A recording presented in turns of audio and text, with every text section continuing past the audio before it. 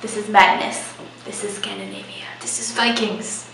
Hi, I'm Daryllee Hale, Associate Arts and Life Editor for The Tower Light. And I'm Murphy, Assistant Photo Editor of The Tower Light. Okay, so episode 1 in which Abby talks about crows. Accurate. There were a lot of crows. There was a lot of symbolism in this episode, in case anybody watched it. It's lots of foreshadowing as to what the season pertains, which is probably going to pertain going west. Going west. Theme. Yeah, they really want to go west. I think one of my notes is just west. West. Yeah. So basically you have the dude Ragnar. Ragnar. He's the main guy. He's the main Viking dude. And he's obsessed with going west a lot. Yeah. And yeah, so basically it opens and we have this foreshadowing of the crows. We have people floating and a man with a stick. Something about Viking afterlife maybe, but maybe that's just me. This is basically just me saying things I saw and Abby translating them into something that makes sense. Yes, because I watched a ton of trailers before this, so I watched like half the episode before. There's lots of scenery porn. You said it was filmed in Ireland? Yes, I believe it was filmed in Ireland. It was really, really pretty. There was lots of like waterfalls and ocean. Grass. Green grass. Yeah, not what you think of when you think Vikings. You don't think, oh, pretty scenery. You kind of think not that. Which is one of the main points of this show, which is to dispel all these myths about Vikings. Can we just take a second and talk about the ScarJo lookalike? Yes, Lagartha. Can I say her name right? She's so cool. She's Ragnar's wife, and she's a shield maiden. Not was, she is a shield maiden, and she's awesome. She's a bamf. Yeah, I mean, like really to the T. That's what definition.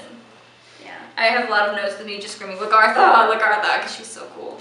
She is. I'm excited to see if she gets more screen time because I think she deserves it. She'll be Yeah, definitely. It's an interesting facet of Viking society where women are kind of seen more as equals and partners more so than the typical husband-wife dynamic you see at this time period, which is 793 AD, which shows you how advanced these Vikings are. Because they built that shit fast. And they talked about there was engineering and some science stuff going on, shadows and physics of light and color.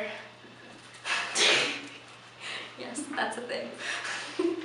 What else happened? Lettuce throwing, that happened. Lettuce throwing. We got to see a bit into a Viking court life. Yeah, there was. And democracy. Democracy in action. Democracy in action. Vikings. And if you murder somebody, you get to choose how you die, which is a plus. Yeah, I was expecting to see some stoning, but instead it was beheading, so. Yeah, it was totally Game of Thrones, only Bjorn definitely flinched, whereas Bran totally wouldn't have had. So. That's very true. It's very Game of Thrones. You are a farmer! Yeah, that was a good point. Okay, that was a good point. It's an important message of the show because Ragnar's trying to go west and is like, we can get all these riches and stuff if we go west. And the Earl dude, who's like the king leader, the leader of this kind of like... The lord of this Viking village. He's like a feudal lord. And Ragnar's all like, yeah, I'm gonna be awesome. And he's like, you're just a farmer. Yeah, he wants to keep going east. But Ragnar's like super hipster. He's like, west is the new east. Yes. Because the east is really poor and they need money because they need to live too. Vikings are people too. Yes. There's also a lot of weird, like, I love how I can interpret that prophecy stuff this episode. Like, the prophet dude who didn't have any eyes. Hashtag no filter. And no filter. He no filtered that. Yeah. He was really pretty with his nice black lipstick and no eyes. And there was some History Channel version of HBO sex scenes. So. Yeah, that was interesting. Yeah. But it was a History Channel version, so it was pretty toned down. Yeah, they're like viewer discretion advised, but this isn't cable. You have I'm interested to see where it's gonna go with Ragnar's son. Yeah, because yeah, his son, what's his name? Bjorn. Bjorn. All right, he's not the kid from Zoe 101, despite contrary to popular belief.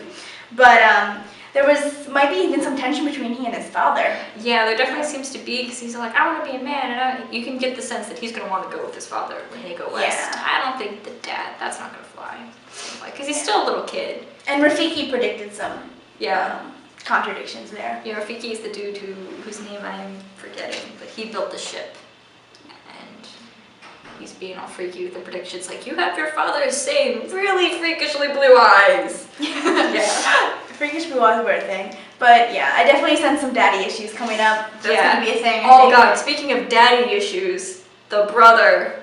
Oh my gosh. Rollo. Okay, Ragnar's brother totally hitting on his wife, Magartha. Yeah, when they all get on a ship, that's gonna be intense. It's gonna be really interesting. You can't leave a ship.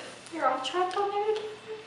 And speaking of ships, I'm interested where Tumblr's gonna go with that because that's always fun. Yeah, that Tumblr is always interesting. I mean, when ships are literally setting sail, there's always some interesting ships on Tumblr also. Definitely gonna make that comparison. Make that pun. Go for it. Yeah. Okay, but overall idea of the episode, I think it was very interesting. It was a pilot, so there's some character introductions and Yeah. Little kind of teases into what these characters Yeah. could be. Like, you got the sense that you're like, whoa, I really want to know who this character is, but you didn't get as much development because it's just the pilot. right. I can sense that there will be a lot of character development, and I'm gonna get really attached to some of the characters. Yeah, already, Lagartha. Let's call it right there. She's gonna be awesome. And yeah, there's definitely tension, conflicts being set into motion. Not just the conflicts with the Earl and Ragnar being like, sail west, no, we're just gonna keep going east. And then there's the brother and the everything. B? B. Yeah, I would say B for badass Vikings.